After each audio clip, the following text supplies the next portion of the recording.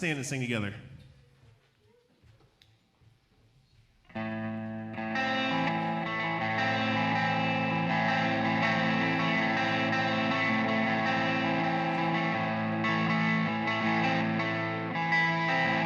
I'm headed to a place where the rivers flow.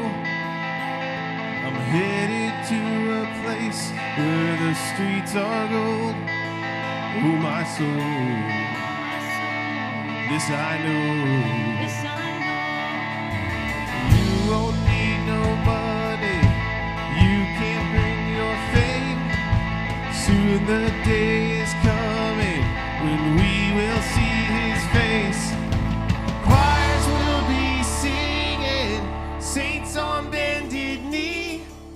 Angels will be dancing, we will all be free. God in all his glory, as far as you can see. It's like every day is Sunday in the land of milk and honey.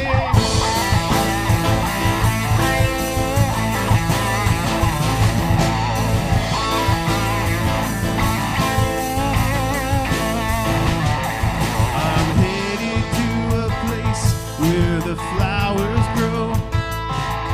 I'm headed to a place with no tombstones. Sing my soul till I'm home. You can bring your money, you can bring your fame. Forever there is only one name above all names. Choirs will be singing, saints on bended knee. Angels will be dancing, we will all be free. God in all his glory, as far as you can see. It's like every day is Sunday in the land of milk and honey.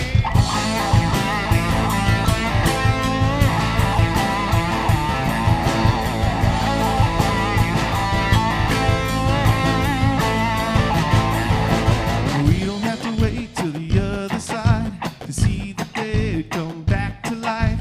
We don't have to wait till the trumpets sound. They're calling down your power now. We don't have to wait till the other side to see the dead come back to life. We don't have to wait till the trumpets sound. They're calling down your power now. Grass growing in the graveyard, spring on up, spring on up.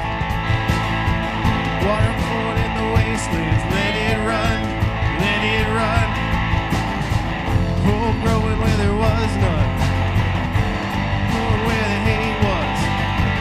Promised land waiting on us, kingdom come, kingdom come. Choirs will be singing, saints on bended knee. Angels will be dancing, we will all be free. God in all his glory, as far as you can see. It's like every day is Sunday in the land of milk and honey.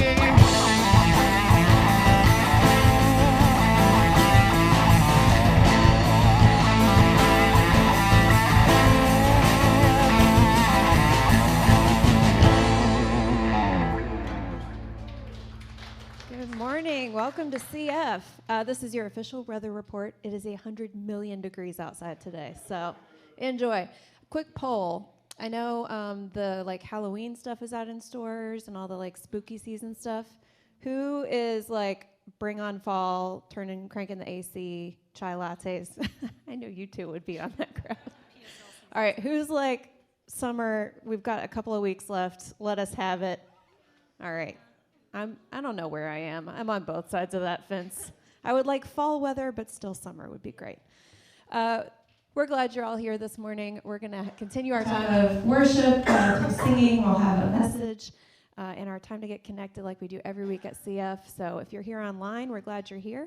Let's keep singing.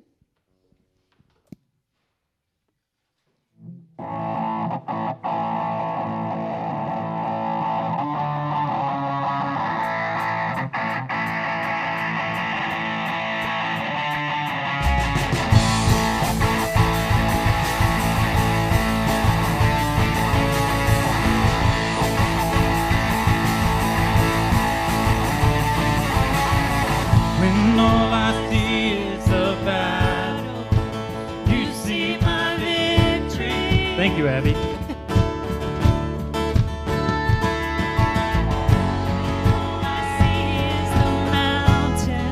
You see a mountain move, and as I walk through the shadows, your love surrounds me.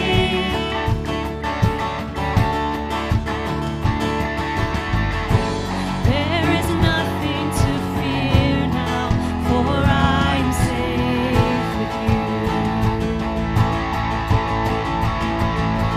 When I fight, I'll fight On my knees, with my hands lifted high. Oh God, battle belongs to you. Every fear I lay at your feet. Now sing through the night. Oh God, battle belongs to you.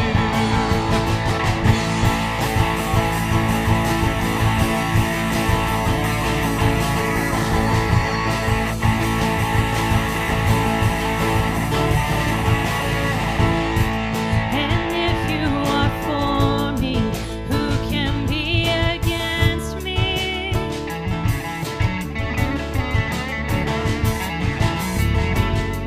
For Jesus, there's nothing impossible for you.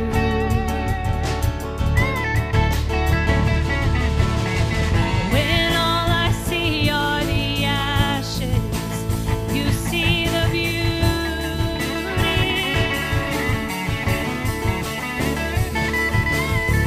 When all I see is a cross, God, you see an empty tomb. So when I fight, I'll fight on my knees, with my hands lifted high. Oh God, battle belongs to you. Every fear I lay at your feet. And I'll sing through the night. Oh God, battle belongs to you.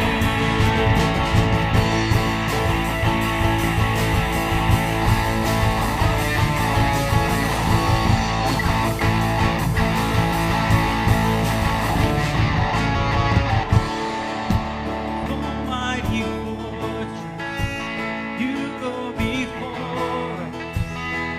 Nothing can stand against the power of our God. You shine in the shadows, you win every battle. Nothing can stand against the power of our God. Almighty fortress, you go before us. Nothing can stand against the power of our God.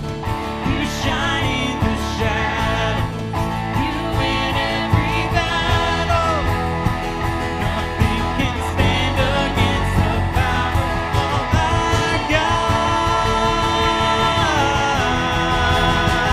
So when I fight, I'll fight on my knees, my hands lifted high. Oh God, battle belongs to you. Every fear I lay at your feet. Now sing through the night.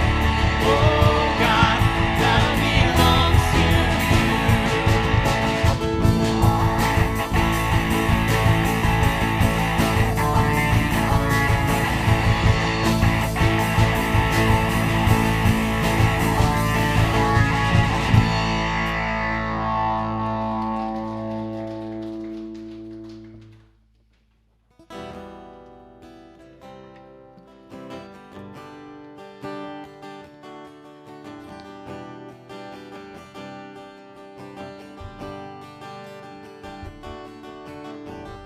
I won't forget the wonder of how you brought deliverance, the exodus of my heart.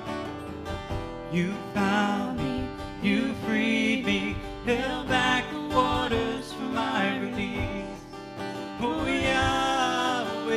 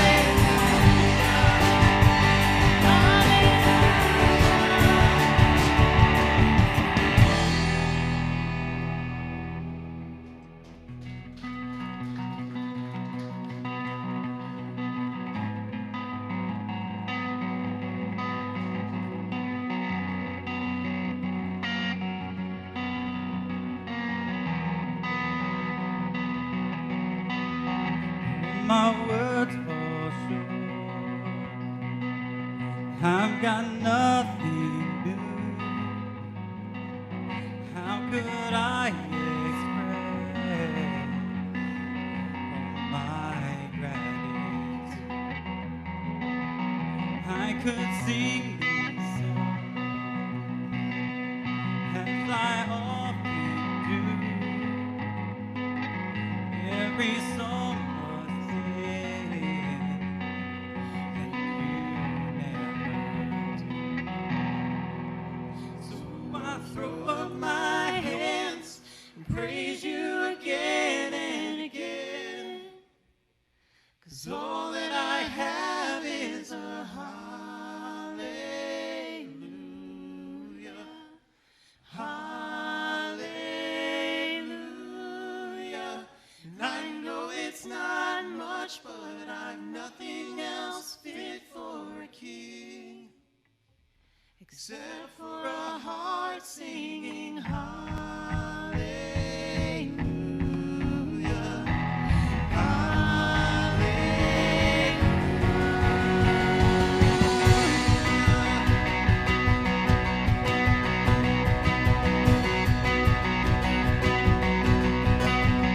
I've got one response. I've got just one move. With my arms stretched wide, I will worship you. So I throw up my hands, praise you again and again. 'Cause all that I have is a hallelujah. Hallelujah. I know it's not much, but I've nothing else fit for a king except for a heart singing hallelujah.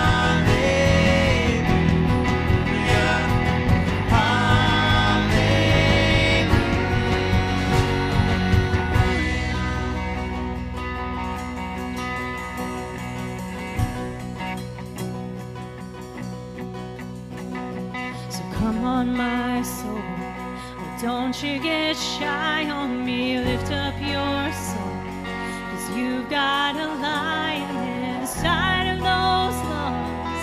Get up and praise the Lord. So come on, my soul, don't you get shy on me. Lift up your soul, 'cause you've got a lion inside of those lungs. Get up and praise the Lord. So come on, my soul, don't you get shy on me. Lift up your soul, 'cause you got a lion inside of those lungs. Get up and praise the Lord.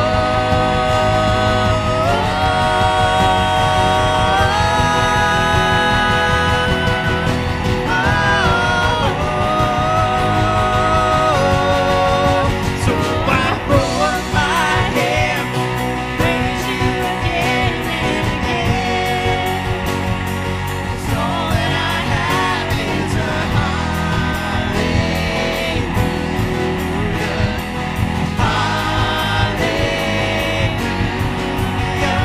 I know it's not much, but I've nothing else fit for a king except for a heart singing hallelujah.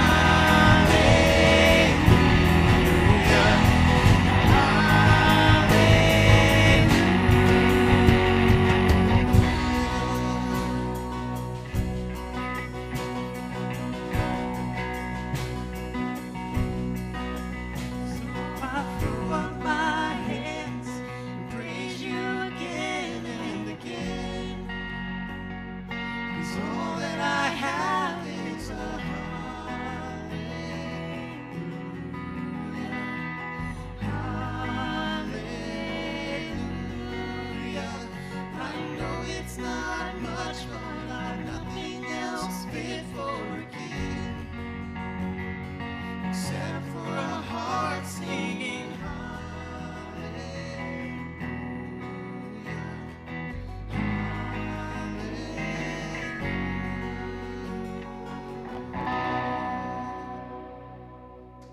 Have a seat.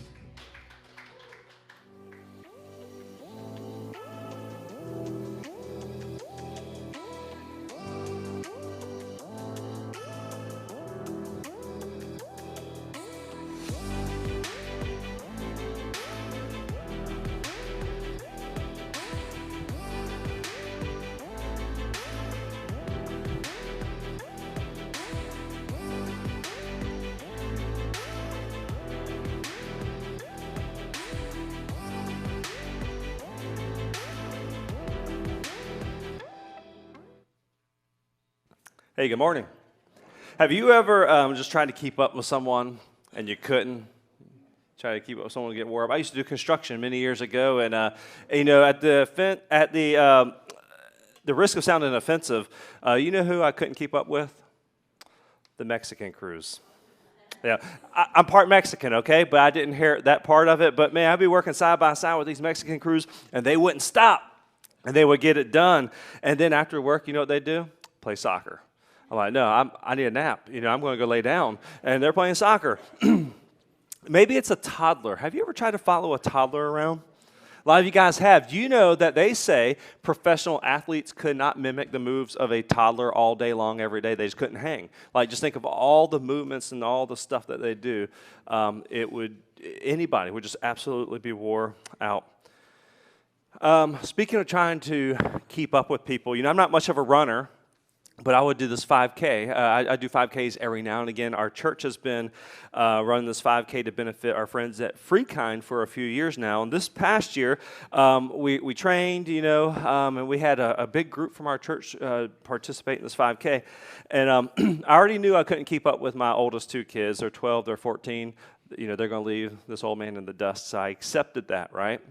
Last year, I thought I could hang. I couldn't. This year, I was like, I know I can't hang. But I trained for a few weeks, so here we are at the race day, hundreds of people out there, and I'm running. And after the first couple hundred yards, it kind of thins out. Everyone finds their own pace. Some people are up, but it spreads out, right? And so I find myself right beside Naomi Gallahue, okay, who is 10, correct? She's 10, a girl from our church, and if you know her, it makes this even more funny. But I'm thinking, oh, it's on, right? I'm not getting beat by this little girl. And so, but there's only one problem with that. I knew that she was thinking, I'm not getting beat by this old man. So, seriously, we ran for 2.5 miles beside each other. And she would stop and take a break. I'm like, got her. Because, I'm just going to keep going. I trained for this. I didn't really. And then she'd catch her breath, and then I hear those feet steps, pat, pat, pat, pat, pat, pat, pat, running right by me, zooming by me, and she'd go 30 yards in front of me. I'm like, crap. Then she would stop. I'm like, okay, I got her. I'd pass her, and then, same thing. This continued over and over for 2.5 miles. I'm not kidding you. And, and I tried to say some encouraging things to her as I had the strength to muster, and say some things like, hey, don't overdo it. But hey, you should stop at that water station. You need water. Or hey, Naomi, your shoes are untied. I'd say very, very, very encouraging things to her like that. But then when she saw the finish line, it was game over. She had that little kid strength, and she just found a different gear. She dusted me, right? And I just couldn't keep up. So today we're in this Wise People teaching series that we've been through for a while. We're looking at a lot of the major themes in this book of Proverbs. And what we see in Proverbs is this divine wisdom, this God's way of life, right? This is practical, everyday stuff for our life to step into the way God would have us live. Now, the book of Proverbs concludes with this epilogue about this woman of excellence, right? You probably have read Proverbs 31 or probably have heard of it before, and you probably have read it, and particularly maybe as a lady, and you probably had the same sentiment. I just can't keep up because this lady is crazy. Like, she just keeps going. She's knocking it out the park. And so today, what we're going to talk about today is, check this, wise women and men. You with me? All right. So, our culture is continually trying to obliterate gender distinctions. Okay, so I'm not trying to do that necessarily today, but here's the thing: God calls men to be men. God calls women to be women. We're not the same. Right? There's a lot of similarities. God created us as in His image. But a lot of times we see that men and women are wired differently, thankfully, right? We have different emotions, thankfully. We have different ways of thinking, different gifts. We have different body parts, right? Thankfully. And we have different, a lot of those, our gifts and passions and emotions overlap, but there's distinctions, and those distinctions are God ordained, right? So I don't want to blur that, but I want this not just for the ladies to be like, oh, he's talking about Proverbs 31, and the guy's like, hey, I'm off the hook, because we're going to see how this applies to each and every one of us. So what we see in Proverbs 31 is this passage that talks about this woman or this wife of noble character, this woman of excellence. And here's the thing. We see that this woman actually embodies much of the wisdom that is found in Proverbs 1 and 2 and 3, 1 through 30, right? All the things that we've been talking about for the past 8 weeks, this woman embodies so much of what this Proverbs teach. And in fact, we've actually met this lady before. In Proverbs, wisdom is personified as a woman, as a lady wisdom. And so now it's showing us the way that this looks with skin on, right, in real life. And so, ladies, there's some things to be learned and some to be challenged in, and men, there are some things to learn and to be challenged in. And so, men, you're not striving to be this wife of noble character, but you are striving to be this man of noble character, right, who lives out wisdom, who steps into God's path for everyday life, following in the way and the footsteps of Jesus. I want to start with this passage, which is towards the end of our passage, and I want us to read this together. Proverbs 31:30 is going to come up on the screen. All right, read this with me. Charm is deceptive, and beauty is fleeting, but a woman who fears the Lord is to be praised. So, ladies, I do want to talk to you just for a second, all right? Because I want to talk about this idea of beauty, outer beauty versus inner beauty. As I've read and as I live, it seems to be that this is very important for ladies, to be beautiful, right? And we're not mad at that, okay? Trust me, like, good stuff. And I know this is generality, but it's not in a you're shallow, you just want to be beautiful sense. It's in a sense that God made you that way. It's in a sense that God wired you that way, that it's part of God's image for you, that that you want to be beautiful, you want to be desired. And you know what's at the root of that? Am I enough? Am I enough? And that's a question that I think that a lot of ladies could dig into, and they'll find that at the core of a lot of things of why they do what they do. Am I enough? Now, don't get me wrong. Beauty's good. God makes things beautiful, and women, you're beautiful. Do you know what attracted me first to Beth, my wife? It's because she was pretty. Come on, guys. I mean, I'm not that spiritual, right? I mean, like, she was pretty. And then I saw that she was funny. And then I saw that she loved God, right? So that's completely like that was the process for me, right? Men. Now, we might be less worried about am I beautiful, right? Though some people might, but what are men worried about? Men want to know if they're strong enough. Are they strong enough? Now, I'm not talking about the size of biceps here, though that may be one way it manifests, right? But am I strong enough? Do I have what it takes? And you know what's at the root of that? It's the same exact thing. Am I enough? Right? It's the same fundamental question that we all have. Am I enough? Now, let's reread Proverbs 31:30 again. It says, charm is deceptive and beauty is fleeting, but a woman who fears the Lord is to be praised. Fear. What? Fear the Lord, right? I mean, fear is typically a bad thing, right? We fear things that scare us and terrify us, things that can hurt us, right? And so we have this fear. And but when the Bible talks a lot about fearing the Lord, it's this reverence, it's this awe, but we don't want to tame it down too much because it's also a little bit terror, right? Like when you were a kid and you said, and you saw that look in your mom's eye that she was about to wear you out, right? And you knew, oh, she means business, right? That's what we're talking about, right? And it includes that, but fear includes trust, and it includes following. And so this person that fears the Lord, this woman or this man that fears the Lord, is someone who's following the Lord, someone who's following his heart. So a woman who fears the Lord is to be praised. So much more than external beauty, right? But Proverbs, it ends in chapter 31, it kind of ends where it starts. Proverbs 1:7 says, the fear of the Lord is the beginning of knowledge. So again, you got fear at the very end, you got fear at the very beginning. This fear of the Lord is kind of is symbolic of all this wisdom that we could learn about how to live out life after God in God's way. And so it comes full circle. This woman that fears the Lord is to be praised. And then at the beginning in Proverbs 1:7, the fear of the Lord is the beginning of knowledge and wisdom. It is our love for God where we can truly reflect the beauty, and we can truly reflect God in strength, right? And it starts with having a heart after God. In Proverbs 31, this wife of noble character, we see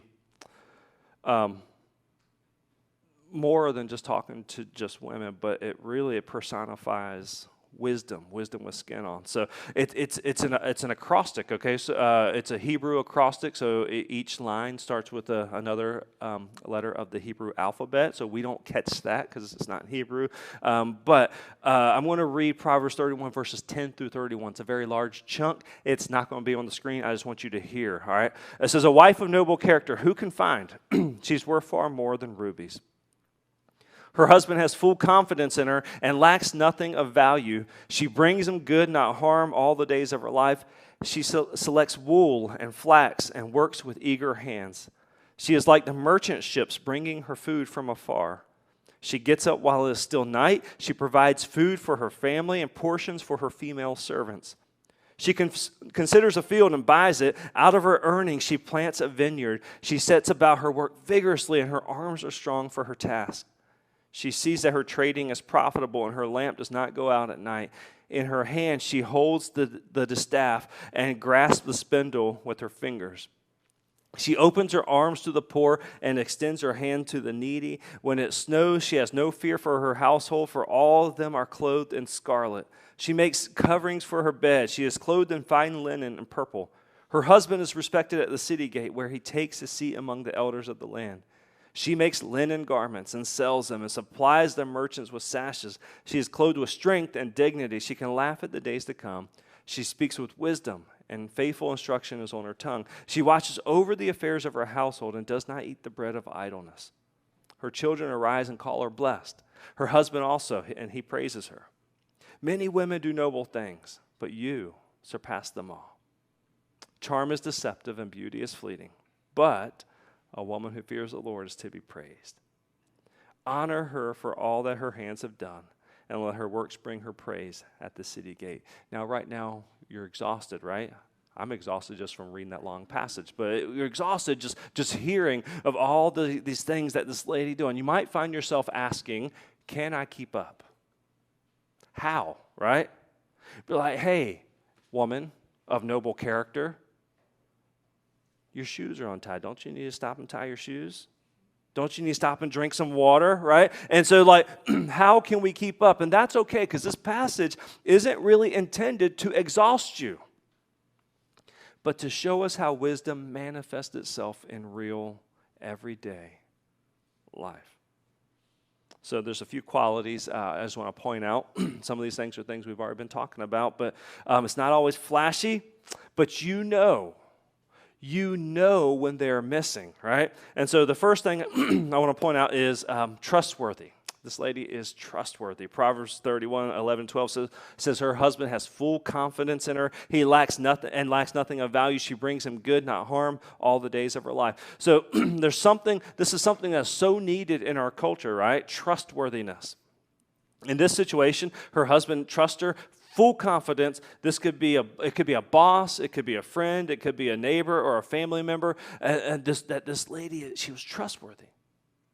Like, people didn't have to follow her around and double check and make sure that she did what she was supposed to be doing. She does what she says what she does. The people around her have full confidence in her. She's trustworthy. So I want to ask this question. Can people say that about you? Can people say that about me? She's trustworthy. The second thing is that she adds value. She adds value. Verse 17 and 18 says, she sets about her work vigorously. Her arms are strong for her task. She sees that her trading is profitable and her lamp does not go out at night. So this woman of excellence, she brings value to whatever she does, whether it's her family, whether it's at work, whether she's with her friends, wherever she's at, she's bringing value. She's not just taking up space. She's not just exploiting others, right? She's not trying to use people. She's working hard. She works smart. And wherever she's working and serving and living, she adds and brings value. Can people say that about us, right? In your household? Can they say that about you at your job? Or your organization, or your neighborhood? Man, the church, right? Is the church better because you are in it? So bring value. She adds value. Third thing is this: is she's generous, right? Verse 20 says she opens her arms to the poor and extends her hands to the needy. So she not only she doesn't just work hard to care for her household, she also has a heart for outsiders and those that are less fortunate. Like this woman, she's not tight-fisted, but she's open-handed. And she uses those same hard-working hands to give generously. And she's doing something when she's doing this. She's also displaying her trust in Almighty God.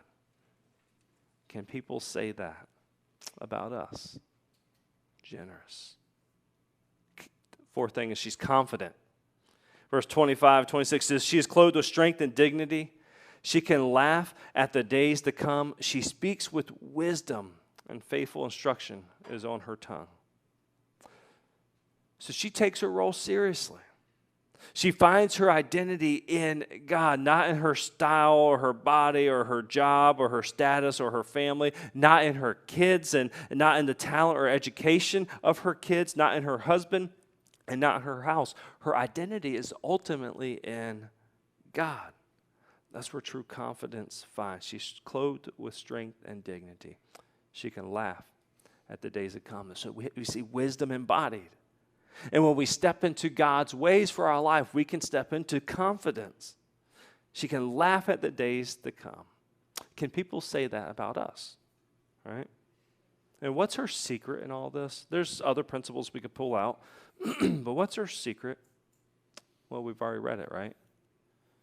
A woman who fears the Lord is to be praised, right? A woman who fears the Lord is to be praised. So beauty starts with having a heart after God. Something we say a lot around here is love God and love people, right? Well, the whole love God thing comes from what Jesus is actually quoting the Old Testament, but in Mark 12, he says, love the Lord your God with all your heart, with all your soul, with all your mind, and with all your what? With all your strength, right? So ladies, we like that you're pretty physically, right? So do us a favor, don't stop that. But beauty on its own is not a foundation that we can build a life on, right? Like physical beauty, things change, right? You can't just build a life on physical beauty or find your worth on or find your purpose in. Don't allow yourself to be exhausted, staying busy in every area, taking care of everyone else, but neglect your heart after God. You're enough when you find your identity in Him. Now, men, your true strength is found not in the size of your biceps, right, or what you can lift or what you can accomplish. Your true strength is found in having a heart after God, right? Like, you're enough when you find your identity through Him. If you're a single man, you're looking for a spouse, and this is what you're looking for, right? You're looking for someone who has a heart after God. Married men, right? You want a spouse that has a heart after God. Married ladies, you want a husband that has a heart after God. And so what wisdom does is that we see it touches all the areas of our life. And that true wisdom, it starts and it ends with God, for us recognizing who He is. And so, ladies, not only does beauty start with having a heart after God, men, your strength starts with having a heart after God. And so I just want to ask us this question. Can people say that about us? Right? Can people say that about us? Like, have we built our lives on God's foundation and not ours? Or have we built our lives around a different foundation, what's popular or what feels good or what feels right? But no, we want to build our life on godly wisdom, godly truths. And so if you want to be a wise woman or a wise man, it starts with fearing the Lord, having a heart after God. So I have a prayer I think would be cool for us to pray together this week. And so it's going to come on screen. Go ahead and pull your phone out and do me a favor, take a picture of this, and we'll send it out this week too. But it says, God, give me a heart after your heart.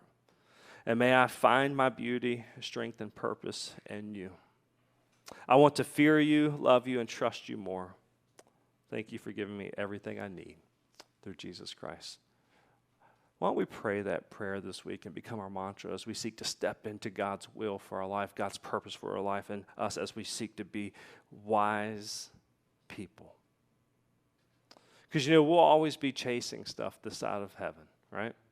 We'll always feel like we're never enough. We'll always feel like we need to do one more thing or be good enough or to be pretty enough or to be strong enough or to accomplish a certain amount of things, and we'll never perfectly add up. We'll fall short in these things, right? If we look at this lady, we'll always be chasing it, right? We'll always be chasing. We'll never be enough. But we can find that we are enough when our identity is rooted in Him. Just like running a 5K and trying to figure out if those pains you're feeling are normal or if that's symptoms of a heart attack, right? But we're always going to be struggling, right? We're always going to be struggling and striving. But charm is deceptive and beauty is fleeting. But a woman that fears the Lord is to be praised. Right on. And that's the beauty of our faith, church, is that even when we're not enough, that Jesus comes and He picks up our slack. Because we already decided, we've already declared, we already know that we're not enough, right? We already know that no perfect people are allowed, that every one of us falls and struggles and stumbles. And not that we want to settle into those places, right? But we want to continue to pursue wisdom and righteousness. But man, when we're not enough, God picks up our slack. The scripture says that He made Him, God made Jesus, who knew no sin, to become sin for us. That way we might become the righteousness of God. And that's where our hope lies. Church, we're going to go into our time of communion now. We're going to celebrate the Lord's Supper. We do this every week at Christ Fellowship. And some churches only do the Lord's Supper like once a year or once a quarter or every month. And they have different reasons for doing that. It's easier. They don't need volunteers every week to prepare it. It's probably a little bit cheaper. You don't have to buy the things. And it makes your Sunday services smoother when you don't have to figure out how to implement the Lord's Supper. But for us, man, we love to be rooted here, ground zero for our faith, the death, the burial, the resurrection of Jesus. That's what this is all about. It's not just about being wise people. It's not about being good enough, right? And so as we gather around this proverbial table, and we share this meal together, this bread represents the broken body of Jesus. And the juice represents the blood that was shed for the forgiveness of sins. And in this, we declare, God, we want you. God, we need you. I want to pray this prayer one more time. God, give me a heart after your heart. May I find my beauty and strength and purpose in you. I want to fear you, love you, and trust you more. Thank you for giving me everything I need. In Jesus Christ. Church, let's eat.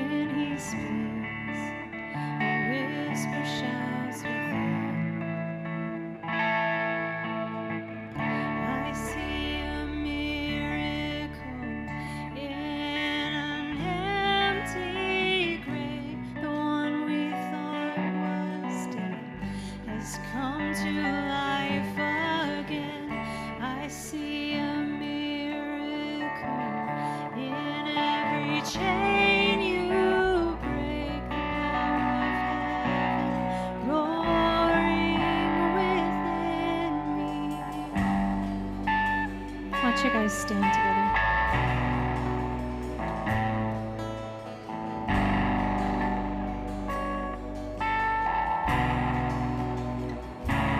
He will lift the anxious and the weary, calling home the burdened and the lost. I am proof that you delight in second chances.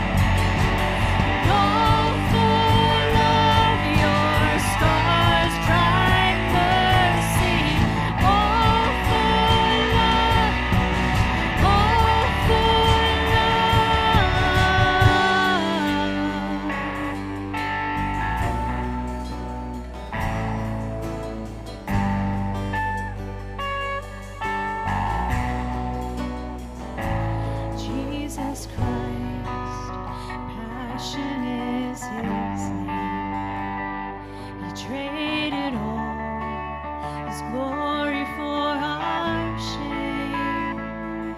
Like He rose in freedom from the ashes, we will rise from death to life again. I see a miracle in an empty grave. The one we thought was dead has come to life again.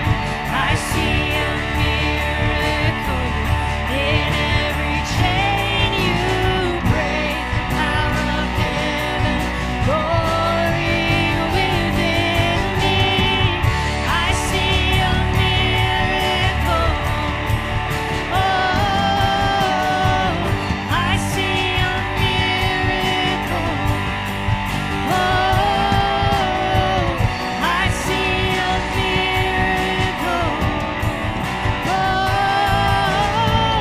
the power of heaven, glory within me.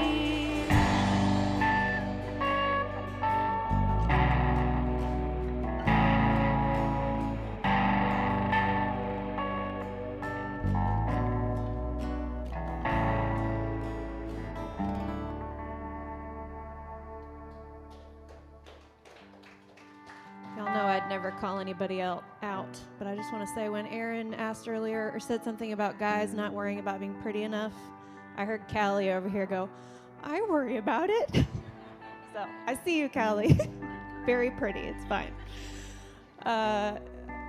While we're calling people out, sorry, Chris, but I just have to say that that moment in worship earlier was such a perfect picture of the church.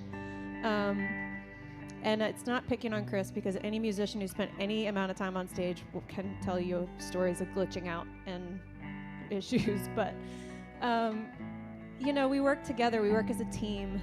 And like any good family or partnership or friendship or whatever, you know, we sound great when everybody's singing in harmony together and the music drops out, and I just get goosebumps every time. And then when one of us stumbles or needs a little bit of help, everybody else just falls right in to pick up the slack.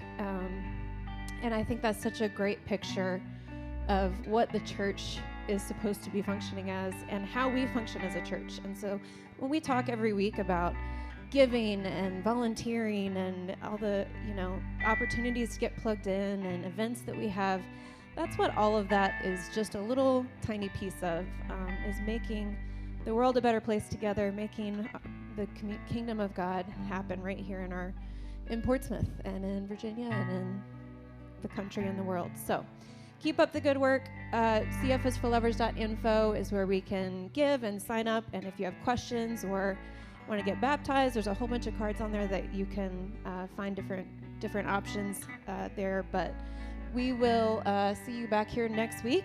CF is for lovers.